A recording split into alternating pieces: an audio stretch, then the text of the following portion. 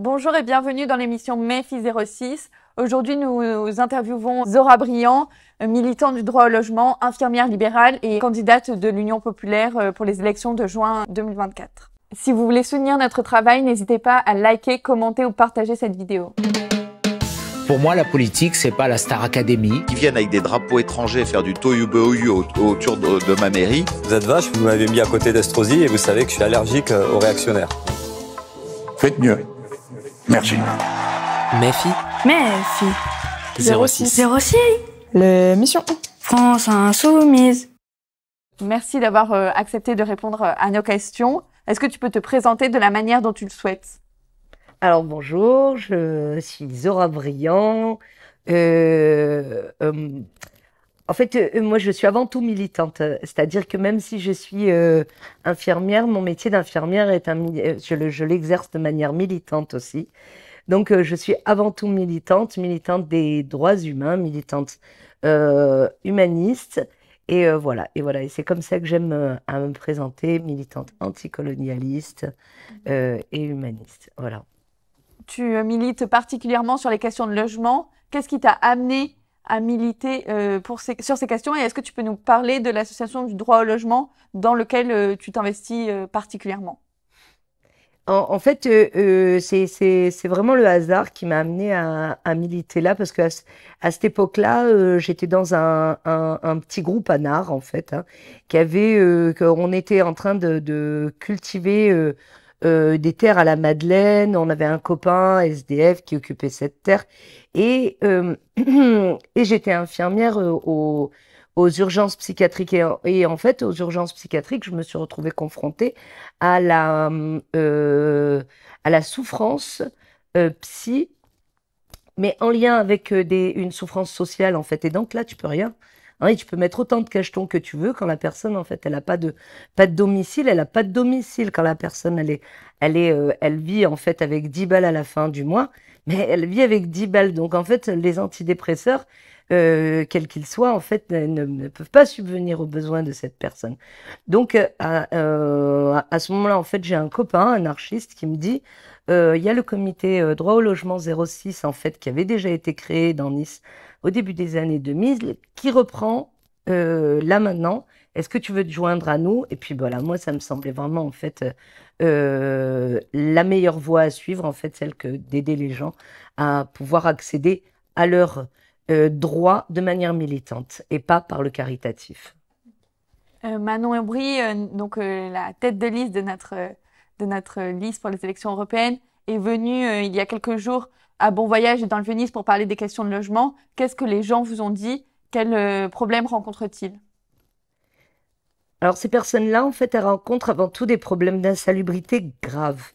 L'insalubrité, en fait, moi, en tant qu'infirmière, elle m'intéresse, et je peux être, en tant qu'infirmière, aussi pertinente sur les questions d'insalubrité, simplement parce que l'insalubrité entraîne des gros problèmes au niveau de la santé. C'est des problèmes cutanés, c'est des problèmes respiratoires, c'est des problèmes, en fait, aussi liés au handicap, en fait, à la non-accessibilité de certains lieux de l'appartement. Par exemple, en fait, on avait des gens qui avaient quand même plus de toilettes ni de salle de bain pendant plusieurs mois, alors qu'ils sont handicapés aussi, en fait, ce qui aggrave encore leur détresse. Ils sont obligés d'aller chez des voisins, mais comme ils ne peuvent pas se déplacer de leur domicile.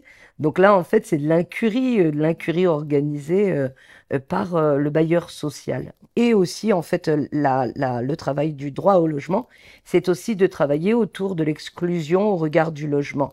C'est-à-dire l'exclusion, en fait, c'est l'image évidemment, en fait, du SDF, qui est principalement dans sa majorité, en fait, ce sont quand même des hommes et des femmes seuls qui vivent à la rue, mais ce sont aussi des familles à l'heure actuelle. Il y a une grosse explosion de familles qui vivent à la rue, mais on a aussi, en fait, beaucoup qui vivent.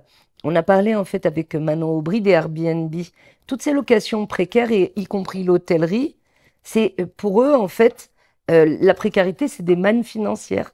Parce que les gens qui ne trouvent pas de logement, ben en fait, ils vont pas rester à la rue tout le temps avec leurs gosses Donc en fait, ils vont très souvent en hiver, dans les périodes creuses, ils vont trouver des Airbnb pour pouvoir s'héberger jusqu'à ce que la saison arrive. Et là, c'est les touristes qui prennent le dessus. Mais Airbnb, c'est aussi pour eux la précarisation. C'est une grosse manne financière. Donc voilà, on travaille autour vraiment de la précarité au logement, de l'insalubrité dans le logement.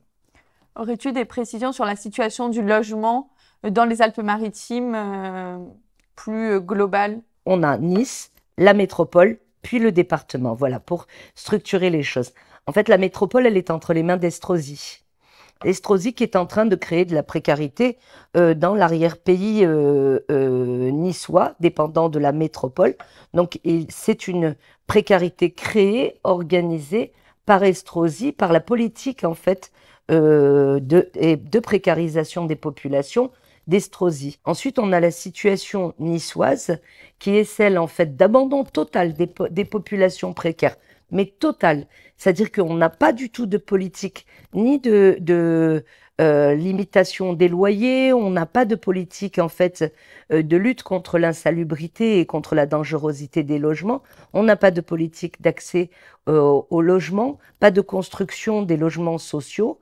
Là, en fait, il y a une espèce de construction de logements soi-disant sociaux qui sont appelés logements intermédiaires.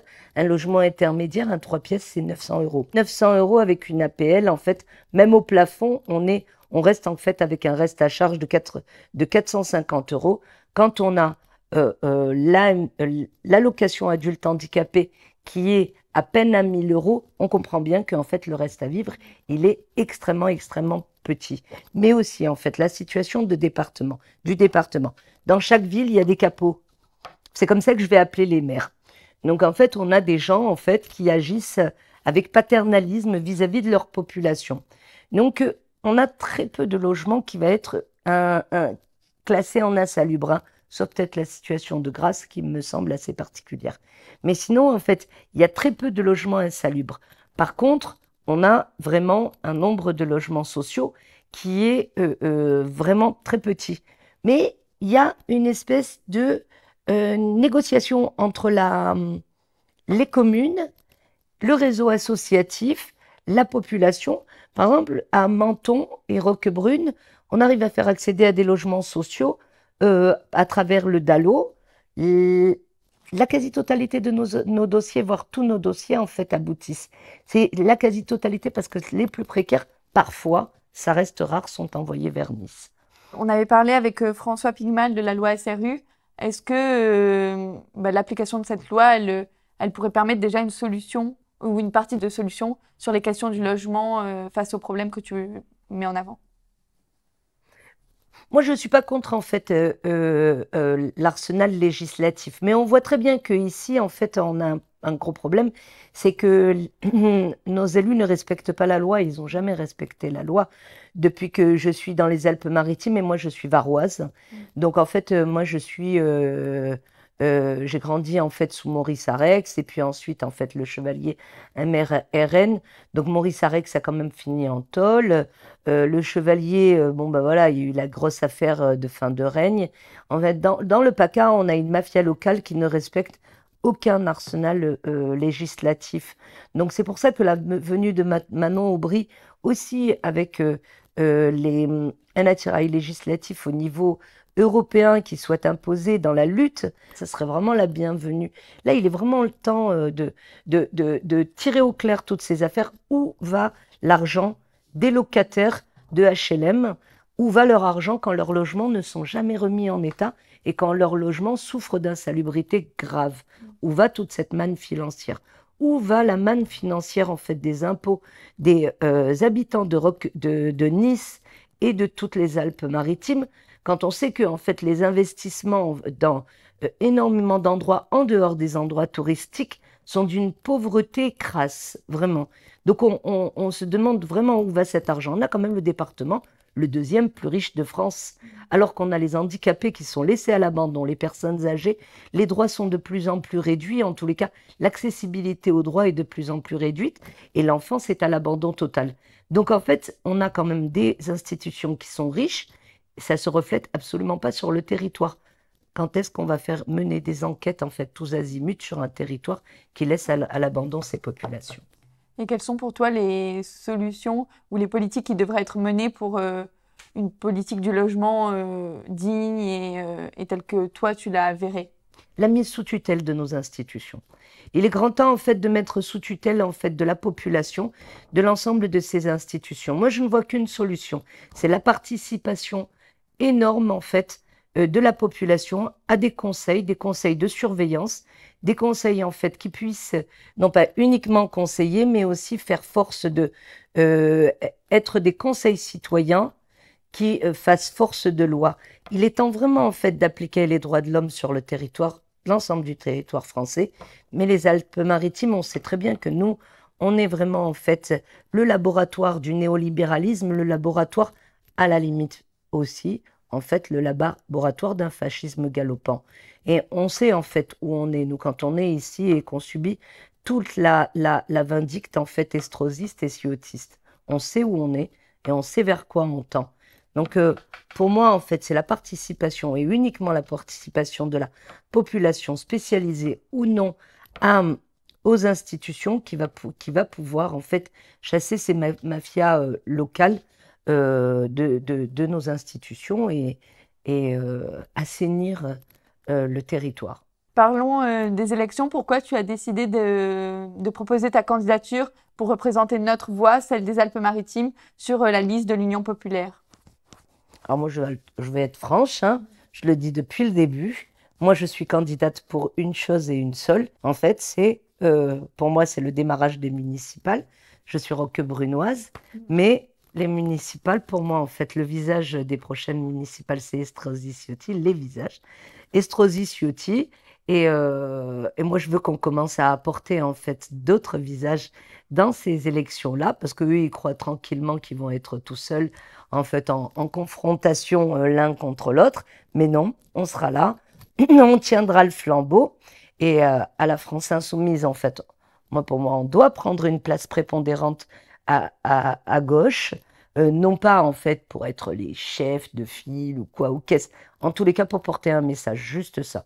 Et notre message, il est suffisamment radical pour être entendu par la population et pour être pris, en fait, comme un message alternatif à celui qui est porté à l'heure actuelle par la droite extrême et l'extrême droite.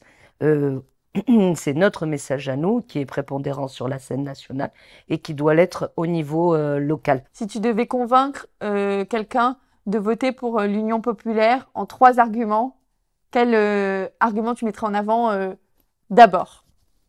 L'écologie. D'abord l'écologie, parce que moi, j'ai pas rejoint le Front de gauche parce que le programme écolo, en fait, il était quasi inexistant. Donc, l'écologie en premier.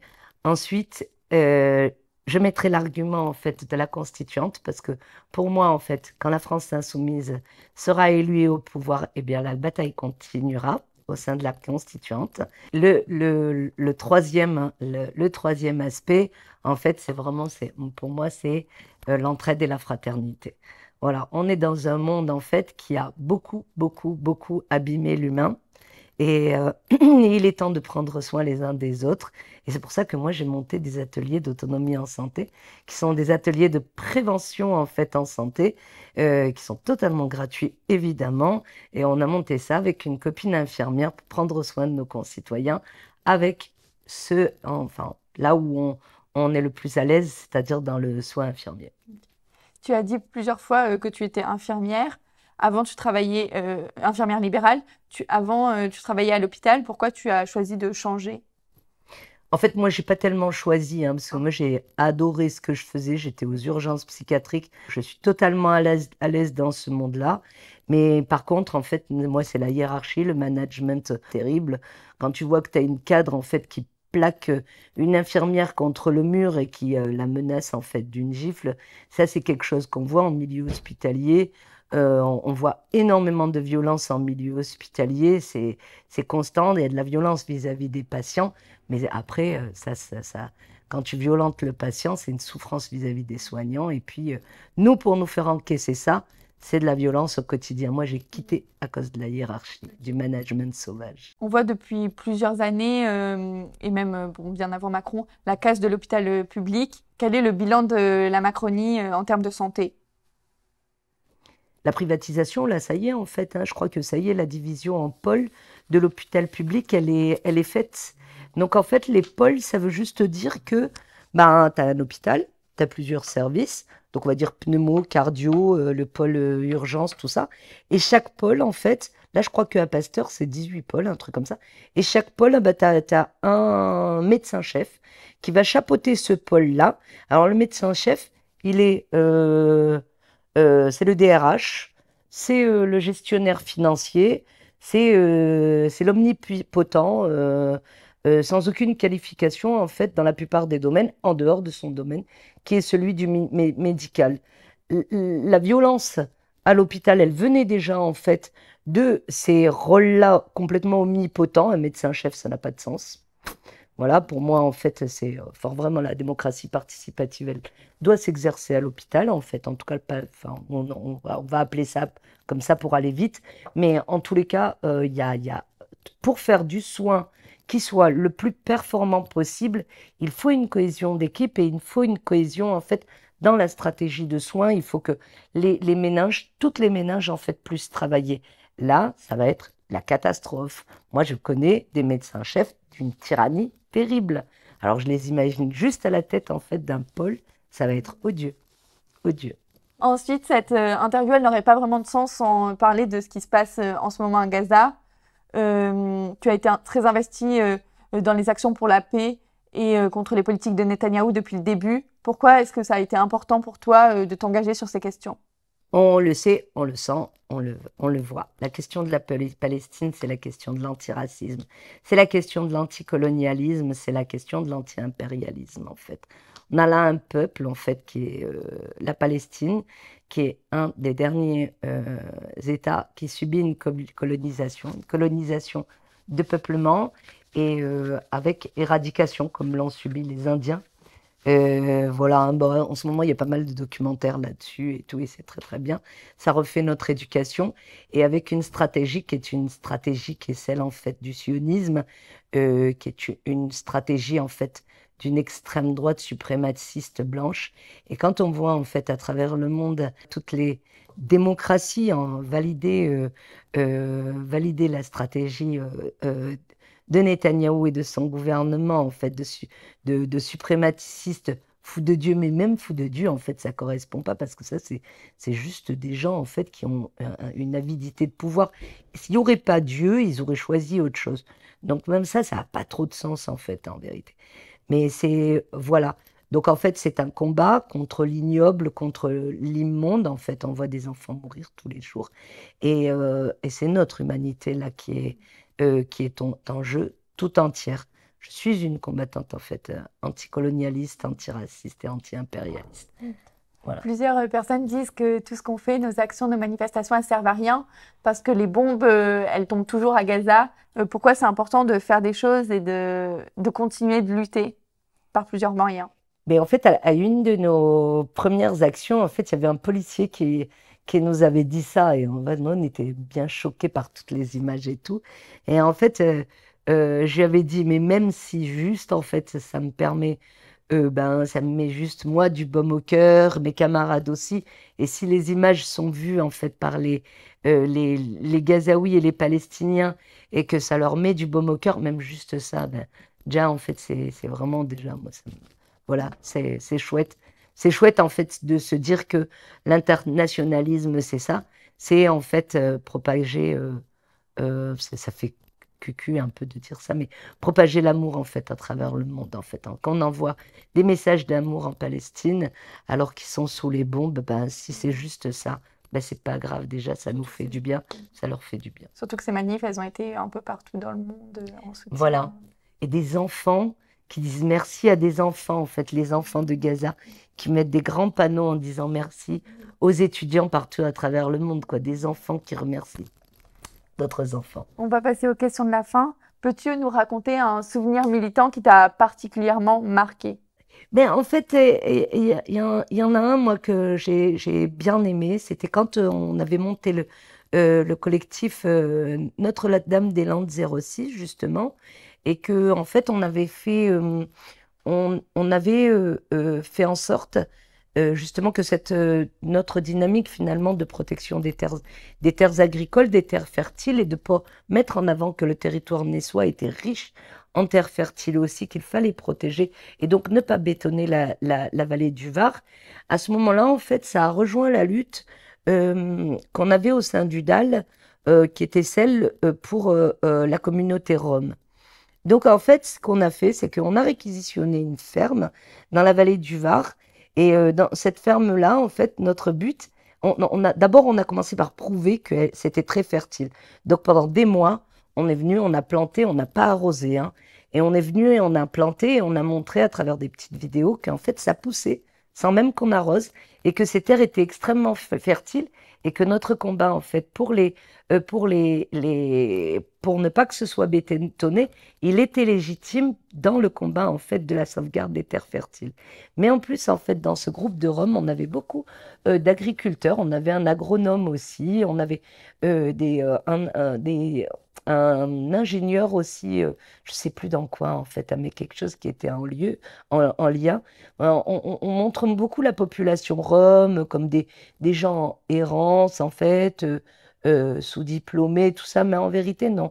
C'est vraiment une population qui subit le racisme sur les territoires de la Hongrie, la Roumanie, et autres, et en fait, qui finissent par partir, et qui arrivent ici, qui sont plein de capacités, de possibilités, et en fait, on les réduit juste, en fait, on les réduit à rien du tout, quoi, en leur donnant même pas la possibilité d'avoir un toit, même pas d'avoir une dignité, absolument rien.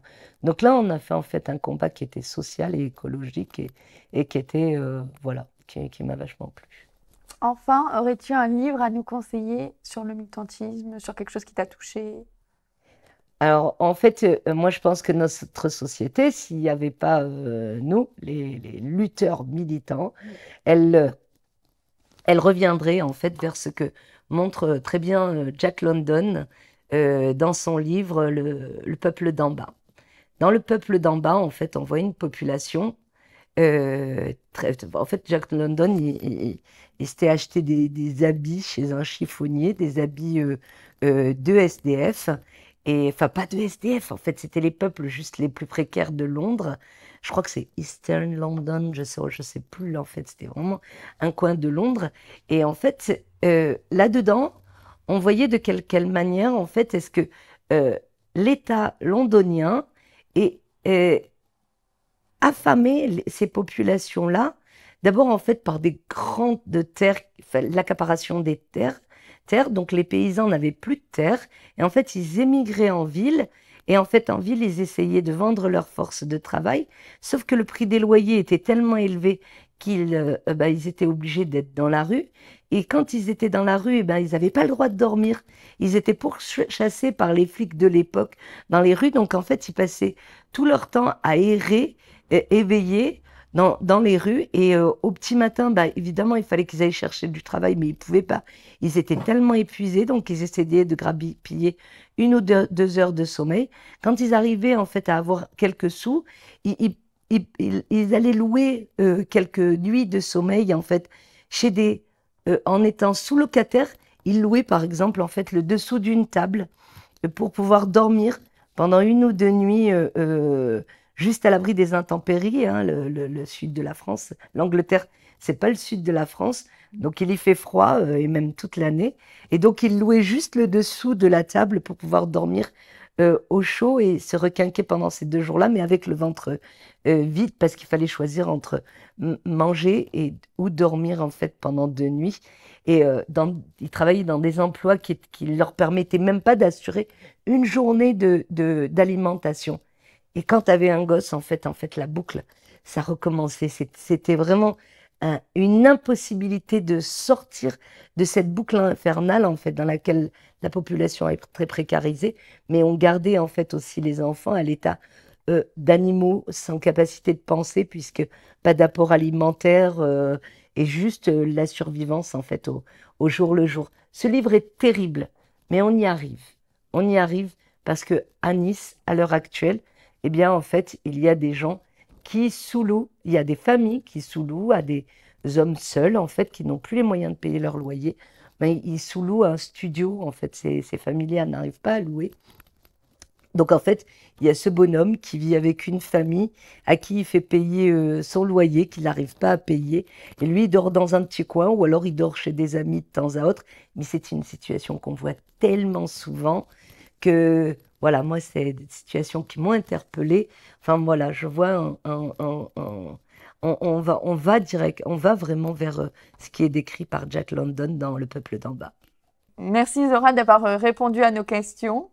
Je te remercie pour tes questions qui étaient très pertinentes et pour ce moment d'échange qui était super agréable. Et merci d'avoir regardé Méfi 06 et la suite au prochain épisode. Méfi 06. L'émission.